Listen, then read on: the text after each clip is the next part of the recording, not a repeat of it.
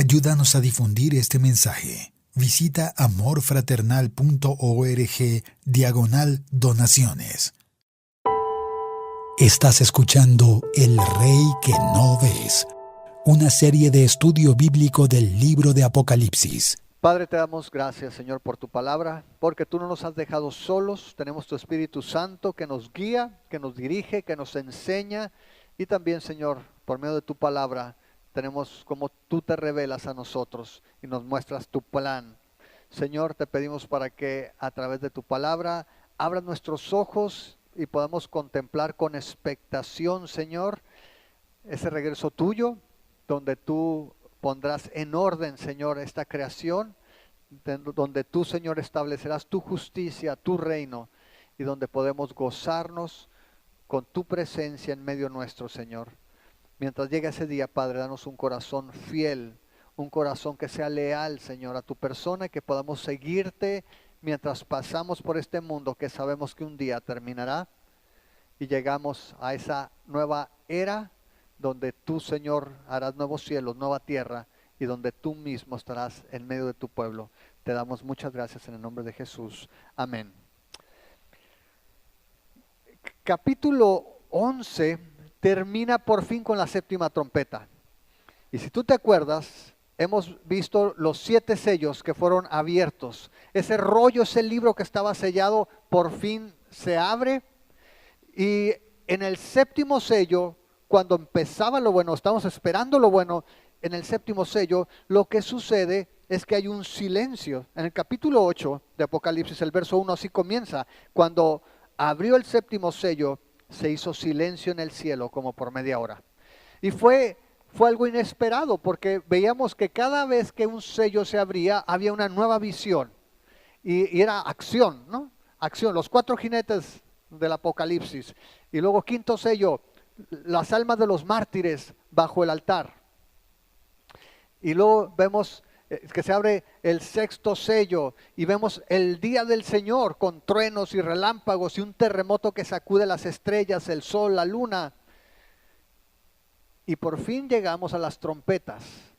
Después de este silencio vienen las primeras 4 trompetas que nos hablan de plagas muy parecidas a las del libro de Éxodo, cuando Dios rescató al pueblo de Israel de Egipto por medio de esas plagas. Y después vemos esos ataques de los demonios, de esas criaturas que se describen allí, a los seres humanos, a los moradores de la tierra. Y estamos esperando la séptima trompeta, porque la séptima trompeta es la buena. Hemos visto que después de la séptima trompeta dice que ahora sí se van a apresurar los hechos que apuntan al fin de los tiempos. Si nunca has leído Apocalipsis, Apocalipsis nos muestra el plan de Dios. Y hay un término que usan mucho en teología, que es el término escatón. Escatón se refiere al fin.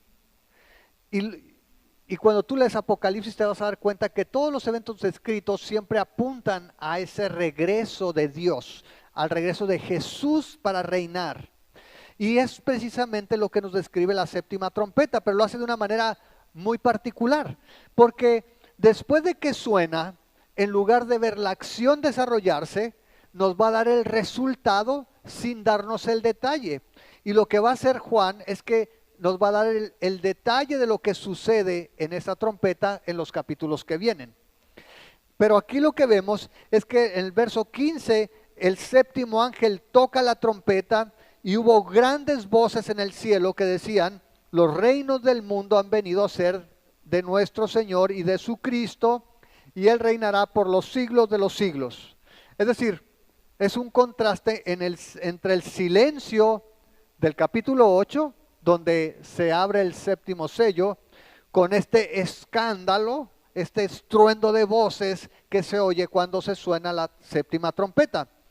Y decíamos que en el capítulo 8 era un poco la escena de Josué. Josué en el capítulo 6, cuando por 6 días rodearon la ciudad de Jericó en silencio. ¿Se acuerdan? Cómo dieron vueltas alrededor de la ciudad, y la instrucción fue: vas a dar vueltas 6 días, el séptimo día, los 7 sacerdotes que van con las 7 trompetas, van a sonar la trompeta, el pueblo va a gritar y entonces, matanga hijo la changa, ¿no? Se van a caer los muros y ustedes vayan y acaben con la ciudad. Es un poquito esa idea. Si tú te fijas, suena la trompeta y lo que sucede es que se escuchan voces, se escuchan grandes voces en el cielo. Y lo que están diciendo es, los reinos del mundo han venido a ser de nuestro Señor y de su Cristo. Y es bien interesante porque si tú traes una versión distinta a la Reina Valera, traes NTV, NBLH, ¿no? ¿Lo traes tú? LBLA. ¿Cómo dice ese versículo? 15. Ajá. En esta versión, en Reina Valera, se pone en plural los reinos de este mundo.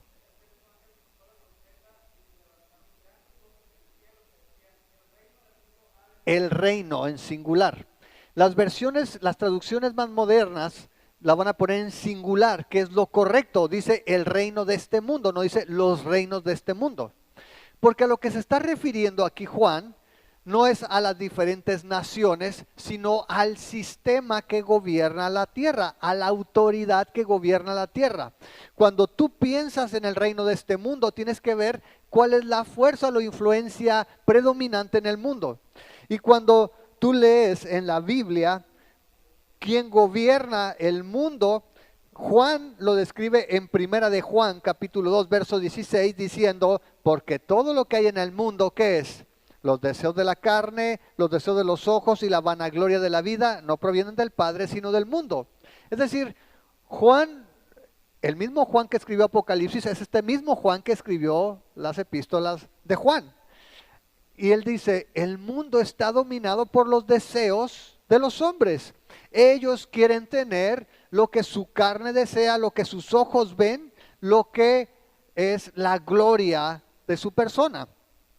De tal manera que por eso Pablo también en Efesios 2, cuando habla de la vida de los hombres sin Cristo, es una vida que está gobernada por el sistema de este mundo. En Efesios 2 así lo manifiesta también Pablo y dice que antes de Cristo estamos muertos todos. Estamos muertos sin Cristo. Capítulo 2, verso 1 dice, Él les dio vida a ustedes cuando estaban muertos en sus delitos y pecados, en los cuales, delitos y pecados, anduvieron en otro tiempo. ¿Siguiendo qué cosa? ¿Siguiendo qué? ¿La corriente de quién?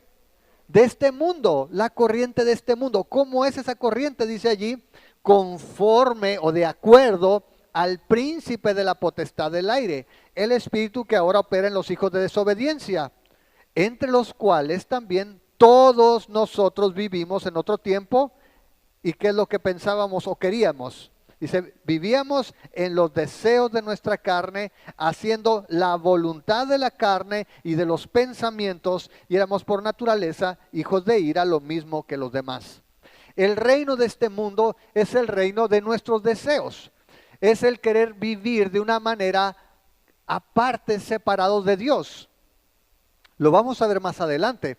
Pero de hecho el Salmo 2 es lo que describe. Cuando tú lees el Salmo 2, si te vas allí por favor en tu Biblia, Salmo 2 describe la actitud de los hombres, particularmente te pone los poderosos, aquellos que tienen dominio sobre alguna nación. Y dice el Salmo 2, verso 1, ¿por qué se amotinan las gentes y los pueblos piensan cosas vanas?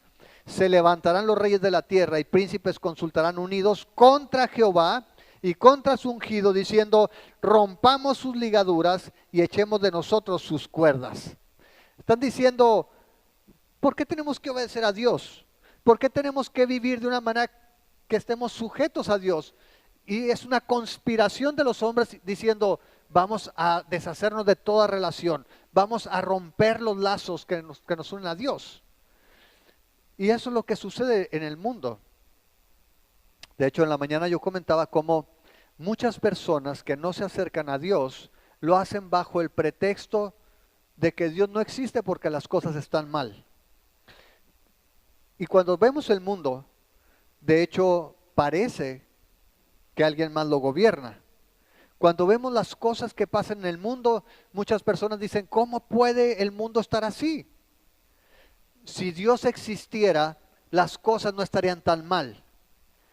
Pero sabemos por el capítulo 4 de Apocalipsis que Dios está sentado en su trono y que Él tiene el control de la historia. Y que cada evento que se da en el mundo, por catastrófico, por caótico que parezca, está en realidad bajo el control de Dios. El asunto es que Dios está trabajando tras bambalinas. La mayoría de las personas no pueden ver a Dios mientras suceden estas cosas. Los cristianos, por eso tenemos Apocalipsis. ¿Se acuerdan? Hay unos lentes de Apocalipsis que te puedes poner y analizar los eventos del mundo y de la historia y entender que Dios está tras esas cosas. Es decir, Dios puede usar cualquier situación y la está usando de hecho para cumplir su plan. Y lo que está diciendo aquí Juan es que está hablando de que por fin Dios ha regresado a reinar este mundo. Y nos está diciendo en la séptima trompeta que esas voces lo que están proclamando es que este reino, que es un reino de egoísmo, donde los hombres buscan lo suyo propio, donde hay injusticia en un mundo caído que está gimiendo por causa del pecado, que está esperando ser rescatado, ser liberado por Dios, el pecado ha traído consecuencias. Y con todo, llegará el día que nos está anunciando aquí, donde Dios toma el control visible de esto. Cuando nosotros hablamos del reino de Dios, en contraste del reino del mundo, tenemos que entender algo. No podemos verlo de una manera lineal. No es que es el reino del mundo, el reino del mundo, el reino del mundo, va a llegar Dios y entonces va a ser el reino de Dios. El reino de Dios ya se ha acercado. ¿Has escuchado eso? Cuando Jesús llegó a esta tierra, Dios estaba interviniendo en la historia de este mundo.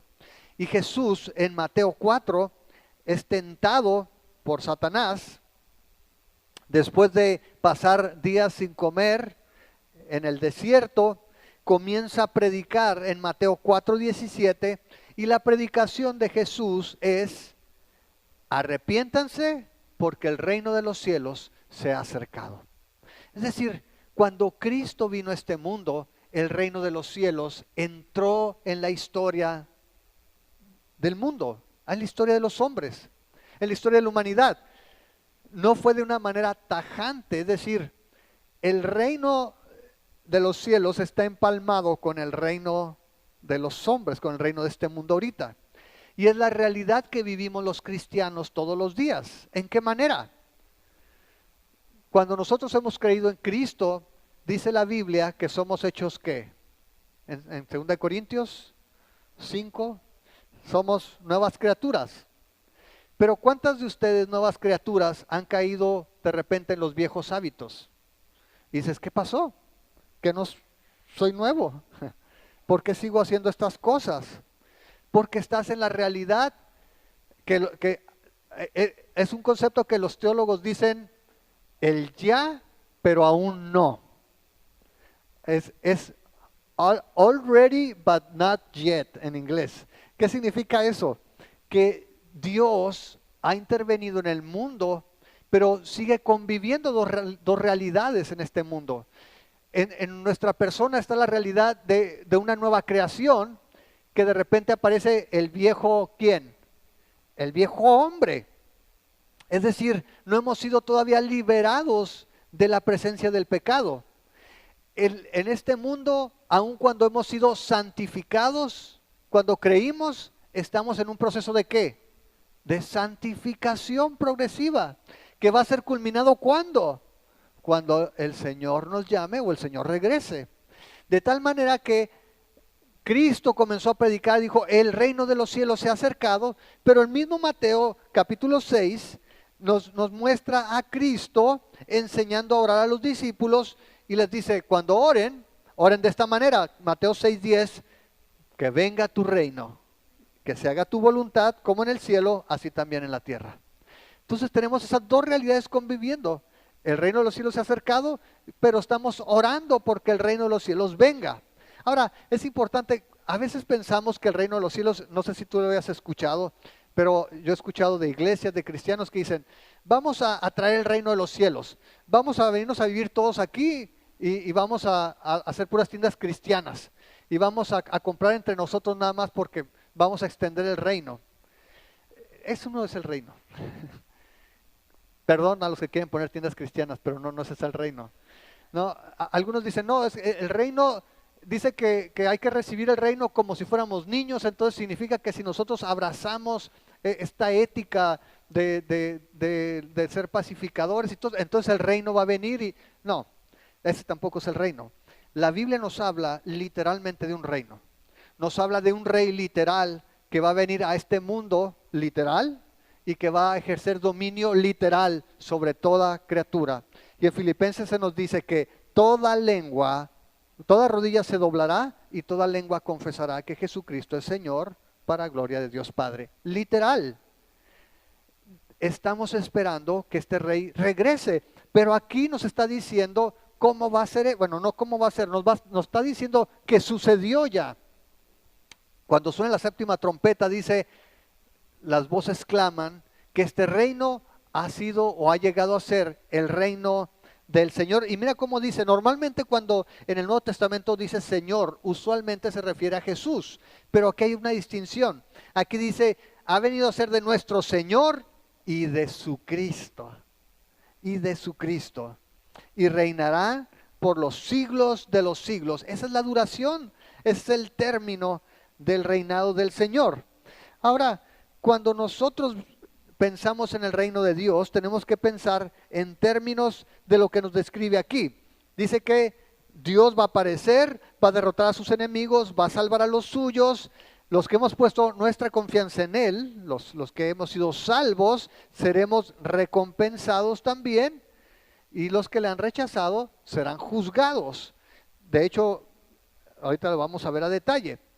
Pero lo que está diciendo es que no solamente va a dar la recompensa, sino que también va a traer una transformación radical en lo que es la sociedad.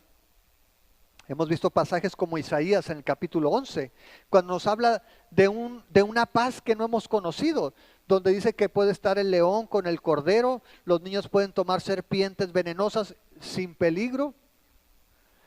Eso solamente Dios lo puede hacer posible. De tal forma entonces que vemos aquí, cuando pensamos en el reino, que es algo literal. Si ustedes recuerdan, los judíos, y lo vamos a ver la siguiente semana, los judíos recibieron a Cristo del linaje de David como su Mesías. Ellos lo veían de manera política porque él descendía del linaje de David. Dijeron, este va a ser nuestro rey, va a venir a quitar a los romanos, los va a patear fuera de Israel y entonces se va a restaurar la gloria del reino de Israel. Ellos estaban esperando de manera literal a su rey, pero sabemos que nuestro rey no solamente va a reinar sobre Israel, va a reinar sobre todo el universo. ¿Ok? Ahora, comienzan entonces estas voces a hablar y hay una respuesta en adoración en el versículo 16. Dice que los 24 ancianos que estaban sentados delante de Dios en sus tronos se postraron sobre sus rostros y adoraron a Dios. ¿Cómo lo hicieron? Dice el verso 17, diciendo, te damos gracias, Señor, Dios Todopoderoso, el que eres y que eras y que ha de venir, porque has tomado tu gran poder y has reinado. Y vamos a dejar hasta allí. En la mañana, lo siento, no se los puse, pero pueden ir a su casa y lo pueden escuchar. Puse un fragmento de El Mesías de Händel. No sé si lo hayan escuchado, si saben, ¿no? ¿No saben cuál es? Ok. Es una pieza compuesta por un inglés, de apellido Händel, es de 1700 y es una composición de más de 2 horas que habla la vida de Jesús.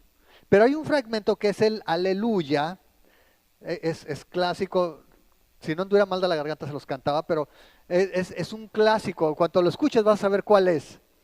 Lo que pasa es que son coros de no sé cuántas voces. ¿Cuántas voces necesitarás, Maggie, para hacer eso? Más o menos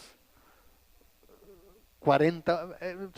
Una cantidad de voces impresionante. Entonces están los coros y hay contracanto, ¿no? Van recitando este pasaje, Apocalipsis 11:15.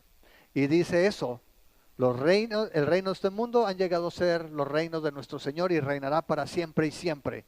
Y en esa parte que es gloriosa, está celebrando el hecho de que el Señor se ha manifestado como el Rey de toda la tierra.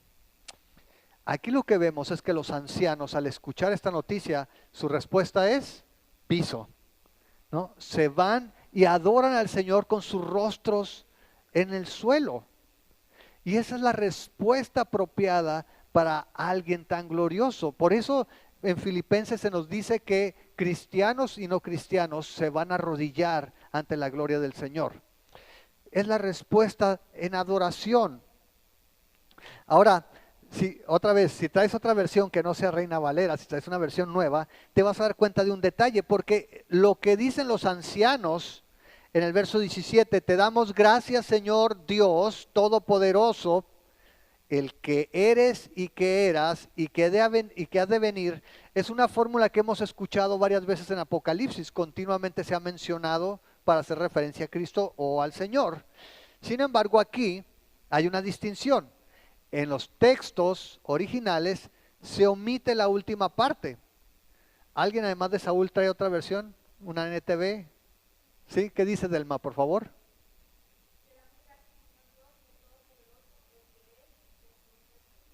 Y se acabó. No dice el que ha de venir, porque ya vino, porque ya está ahí. Cuando suena la séptima trompeta, el que ha de venir ya está allí. Y es el que el que eras y que siempre has sido, porque has tomado tu gran poder, está reinando. El Señor ya está allí. La séptima trompeta nos está hablando del reinado del Señor. Está tomando el poder sobre este mundo. Y dice allí también que es el día de la nómina, es la quincena. A partir del versículo 18 nos dice que es el día de pago. Y dice allí en el versículo 18, y se airaron las naciones y tu ira ha venido y el tiempo de juzgar a los muertos y de dar galardón a tus siervos los profetas y a los santos y a los que temen tu nombre, a los pequeños y a los grandes, y de destruir a los que destruyen la tierra. Cuando piensas ese primer pedacito de se airaron las naciones, lo leíamos ahorita, el Salmo 2. El Salmo 2 trata de eso. Regresa al Salmo 2, por favor. Es más, yo te lo voy a leer en otra versión también para que me sigas allí. Voy a leer con la Nueva Traducción Viviente para que veas cómo estamos hablando básicamente de lo mismo. Vayan al Salmo 2 y lo vamos a leer todo. Síguelo en tu versión, yo te lo voy a leer en la Nueva Traducción Viviente. Dice, ¿por qué están tan enojadas las naciones? ¿Por qué pierden el tiempo en planes inútiles? Los reyes de la tierra se preparan para la batalla. Los gobernantes conspiran juntos en contra del Señor y en contra de su ungido. Rompamos las cadenas, gritan, y liberémonos de ser esclavos de Dios. Pero el que gobierna en el cielo se ríe. El Señor se burla de ellos. Después los reprende con enojo, los aterroriza con su intensa furia. Pues el Señor declara, he puesto a mi rey elegido en el trono de Jerusalén, en mi monte santo. El rey proclama el decreto del Señor.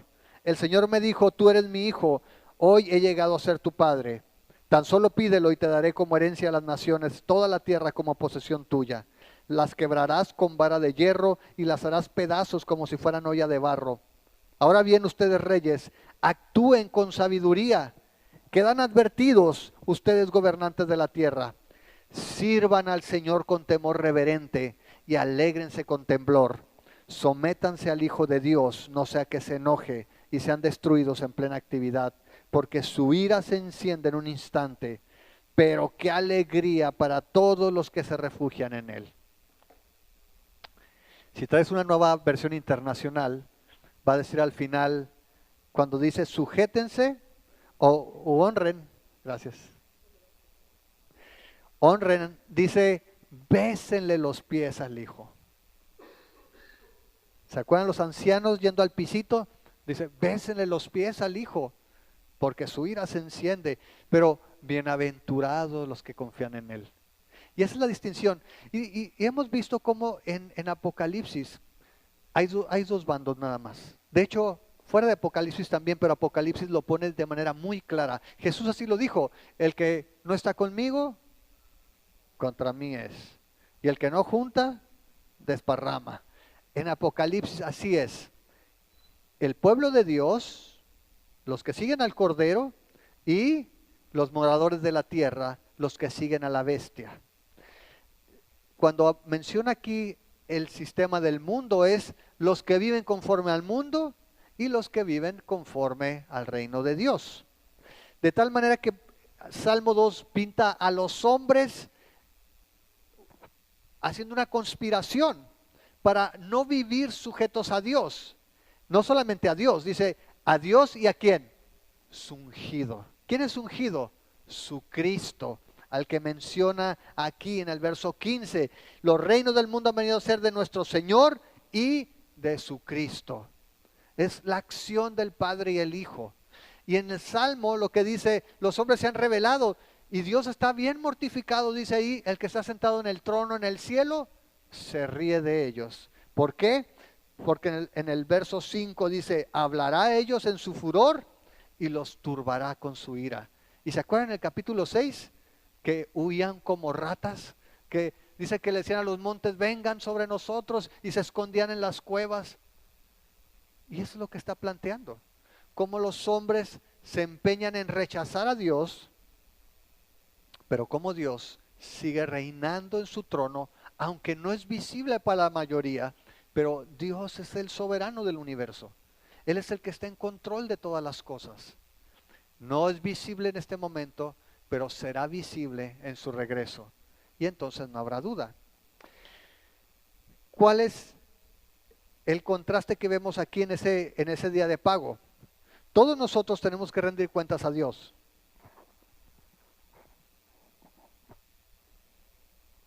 Y dice aquí que en ese día hay dos tipos de personas a las que se va a juzgar o a premiar. Dice el verso 18, se va a juzgar a los muertos. Bueno, un tipo de personas son los muertos, ahí están todos, ¿no? Todos los que hayan muerto. La Biblia nos habla de que los muertos van a levantarse para juicio. Desde el Antiguo Testamento lo hace. Daniel, en capítulo 12, verso 2, menciona que los muertos serán levantados del polvo de la tierra para vida eterna y otros para vergüenza y confusión perpetua. Es decir, los muertos van a ser levantados y habrá quienes se resuciten para perdición eterna y quienes para gloria eterna. Pero también en Apocalipsis 20 tú ves que los muertos despiertan y son juzgados. En el capítulo 20 dice el versículo 11 que vio un gran trono blanco y que estaba sentado de él, de delante del cual huyeron el cielo y la tierra y ningún lugar se encontró para ellos. Vio a los muertos grandes y pequeños de pie ante Dios y los libros fueron abiertos y fueron juzgados según sus obras. Es un hecho que habrá un día donde Dios juzgue a todos los muertos. Pero también nos dice allí, en el versículo 18, que además de los muertos va a dar galardón a los profetas, dice, tus esclavos los profetas, tus siervos los profetas, a los santos y a los que temen tu nombre. Y no importa si son grandes o pequeños, va a haber galardón. Quizá a veces no enfatizamos mucho en la iglesia la importancia de los galardones. La Biblia nos habla de ellos. Tú vas a encontrar a Pablo hablando de su corona, por ejemplo, en 2 de Timoteo. Pablo, cuando se está despidiendo de Timoteo, dice, yo ya estoy por ser derramado en libación, estoy por ser sacrificado, pero he guardado la fe, he corrido la carrera, lo que me espera es la corona de la vida. Él está esperando su recompensa. Pablo toda su vida, dice, él se esforzaba por alcanzar aquello por lo cual había sido alcanzado por Cristo, o quería correr de acuerdo a las reglas para no perder su premio, su galardón. Todos nosotros como cristianos, y lo dice en 1 Corintios en el capítulo 3, vamos a ser llamados a rendir cuentas. ¿Qué hicimos con nuestra vida? Tú y yo no vamos a ser juzgados para ver si vamos al cielo o no. Tú y yo vamos a ser llamados a rendir cuentas. Y en base a eso serán las recompensas. Y dice que algunos van a ir de panzazo. Dice Pablo, a la obra de algunos, dice, pues el fuego las va a consumir, van a ser salvos, dice, pero así como que, ¿no? De panzazo. Es decir, nosotros podemos vivir una vida cristiana estéril, inútil, sí podemos hacerlo, pero la Biblia nos llama por eso a ser diligentes, nos llama por eso a dar lo mejor para el Señor, porque dice Pablo que nada de lo que hacemos para el Señor es en vano. Es decir, todo tiene recompensa, no solamente en esta vida, sino en la venidera. Y dice allí que en ese tiempo, cuando el Señor regrese, los profetas, los santos y los que temen al Señor van a ser recompensados, se les va a dar galardón. Y dice que grandes y pequeños. Y al final deja lo mejor, y destruir a los que destruyen la tierra. Y suena muy extremo. Ahora, yo le decía en la mañana, no está hablando de los que echan basura y no usan cosas ecológicas. No, está hablando de aquellos que persiguen a la iglesia, aquellos que pervierten, que corrompen la tierra. Y lo hace, usa esta palabra de destruir la tierra, porque está tomando, como lo hace Juan, de Jeremías. Está tomando la imagen de Babilonia, de aquellos que en Babilonia estaban oprimiendo al pueblo de Israel, y se trae esa imagen que está en Jeremías 51:25. Dice, he aquí yo estoy contra ti, oh monte destruidor, dice Jehová, que destruiste toda la tierra, y extenderé mi mano contra ti, y te haré rodar de las peñas, y te reduciré a monte quemado. Hablando de Babilonia. Lo que está diciendo el Señor básicamente es esto: tú estás en contra de Dios y de su pueblo. El día que el Señor regrese va a ser ojo por ojo, diente por diente. Llevas todas las de perder. Entonces dice, ese día los santos van a ser galardonados y los que se opusieron van a ser destruidos. Y quizá para nosotros suene terriblemente inhumano esto, porque nosotros vivimos en un país y particularmente en una ciudad donde no han muerto cristianos por causa de su fe. Pero hemos hablado cómo en otros países y a lo largo de la historia los gobiernos han perseguido a la iglesia, y cómo cristianos han muerto por causa de su fe, y cómo hoy en día cristianos siguen muriendo por causa de su fe. Y cómo el mundo, como nos dice en el capítulo 11 al principio, cuando nos dice ahí en el versículo 9, 10, que matan a los dos testigos, y cómo las naciones dice que intercambian regalos y se están botaneando, pero cómo el Señor interviene. Así de que va a llegar un día donde todos tendremos que rendir cuentas, unos para galardón y otros para destrucción. Y esa es la realidad en la que vivimos. Todos nosotros estamos del lado del galardón o del lado de la destrucción. Cada persona, dependiendo de la decisión o de la acción que tiene contra la invitación de Dios, contra esa oferta de perdón, de gracia. Si tú lo aceptas, si tú reconoces la necesidad que tienes, eres contado entre los santos. Cuando tú te arrepientes y por el Espíritu Santo eres regenerado en tu corazón. Pero si tú eres como estos reyes que dicen, ¿y por qué tenemos que rendir cuentas a alguien? ¿Por qué tenemos que estar sujetos a Dios? ¿Por qué tendríamos que hacer caso a alguien más? ¿Por qué no vivir para lo que yo quiero, lo que yo deseo? Bueno, entonces eres puesto aparte para el día de la destrucción. Y esa es la realidad que nos presenta la Biblia. De hecho, si tú ves aquí, en el versículo 19, sucede algo que nos recuerda al capítulo 4. Como yo sé que no te acuerdas de qué es el capítulo 4, ve para allá por favor. Y mira el versículo 1. Después de esto, miré, y he aquí una puerta abierta en el cielo. Y la primera voz que oí como de trompeta hablando conmigo dijo, sube acá y te mostraré las cosas que sucederán después de estas. Es decir, capítulo 4, Juan vio esa puerta abierta en el cielo, lo invitan a pasar y entonces llega y ve a Dios sentado en su trono. Y esa puerta anuncia el fin, pero es un preludio. Ahora, en la séptima trompeta, en el capítulo 11, Juan voltea al cielo en el verso 19 y ve el templo de Dios abierto. Ahora sabemos que en el cielo no hay un templo literal. En el cielo no necesitamos un templo. De hecho, en Apocalipsis tú puedes ver que Apocalipsis 21 nos muestra de que Dios es el tabernáculo, Él mismo. Pero en la visión, Juan ve el templo abierto. Y es muy interesante porque no solamente ve la puerta o ve el patio o ve el altar, ve allí el arca. Este es el arca del pacto. El arca del pacto básicamente en el templo ocupaba un lugar muy particular. Estaba en el lugar santísimo. Y decíamos que el templo tenía diferentes áreas. La primera era, vamos a decir, la parte más externa era el patio de los gentiles, donde los gentiles que no eran judíos podían entrar. Había luego un lugar ya para los judíos reservados y algunos dicen que en la época de Herodes había más divisiones, había división para las mujeres también.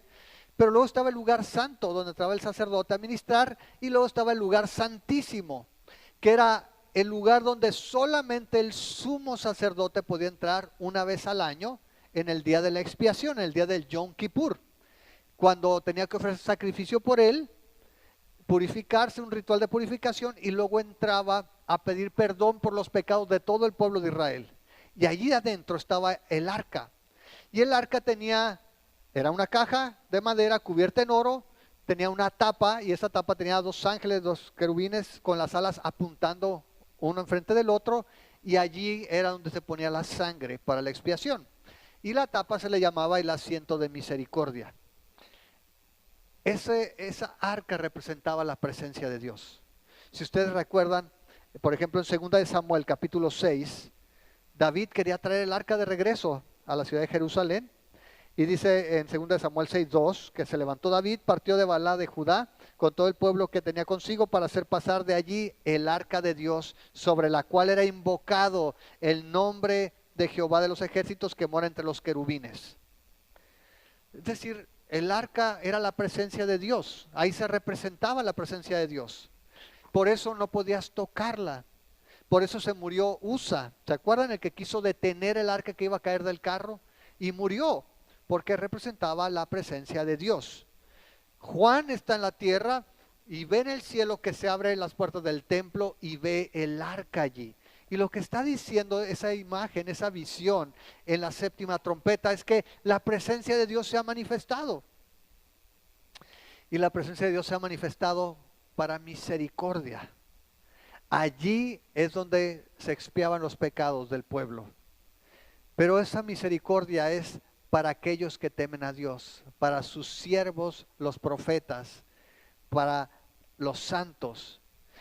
Y hay una contraparte en el versículo 19, porque dice que se ve el arca del pacto en el templo, pero luego dice, hubo relámpagos, voces, truenos, un terremoto y grande granizo. Una figura que hemos venido escuchando en diferentes pasajes que nos hablan. Por ejemplo, en 8:5 vimos lo mismo que sucedió cuando el ángel toma el incienso y las oraciones de los santos y viene, dice que truenos, voces, relámpagos, terremoto, lo mismo que vimos en el capítulo 6, con el sexto sello.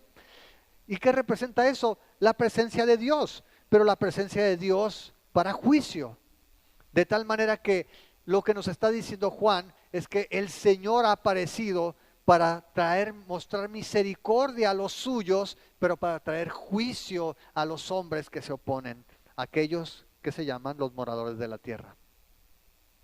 Y qué curioso, porque la misma figura puede traer consuelo a unos y puede traer terror a otros. Y lo que está haciendo Juan es que está usando figuras otra vez del Antiguo Testamento. Si ustedes recuerdan, en el Éxodo, esta figura de los truenos y los relámpagos se dio en el capítulo 19, en el monte Sinaí, y el pueblo tuvo temor. Y lo que Juan hace es que está de alguna manera mostrándonos que nosotros como la iglesia estamos en un nuevo éxodo.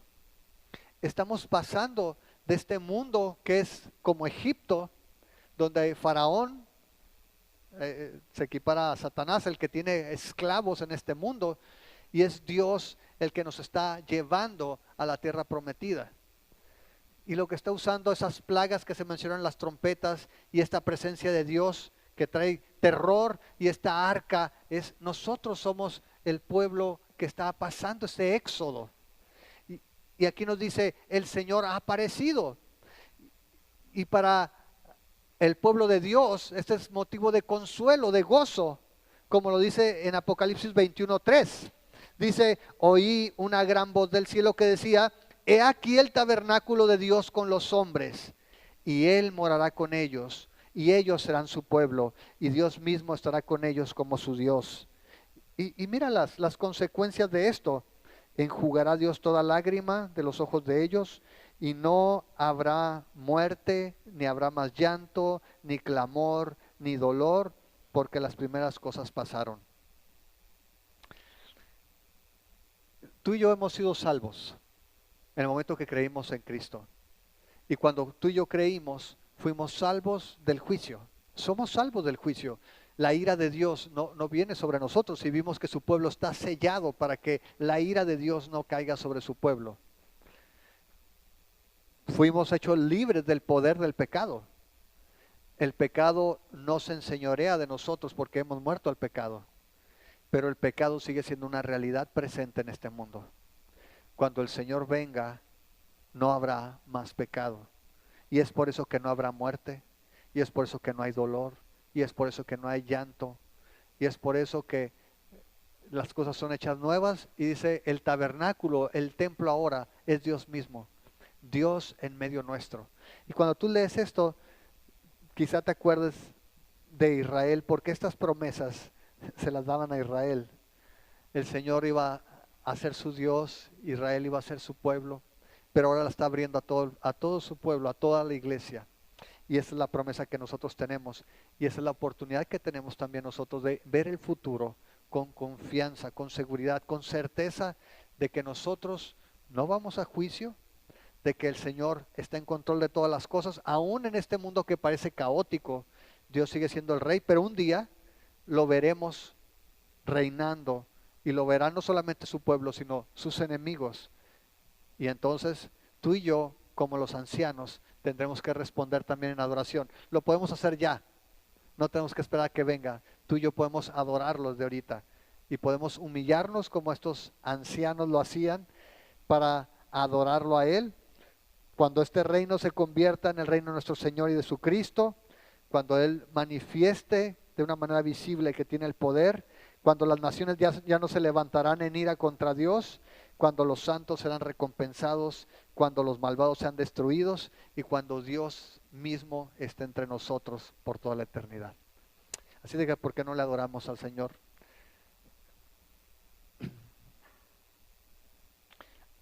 Aunque no lo hayamos visto todavía de manera literal, con los ojos de la fe y los lentes de Apocalipsis podemos verlo y podemos adorarlo desde ahora.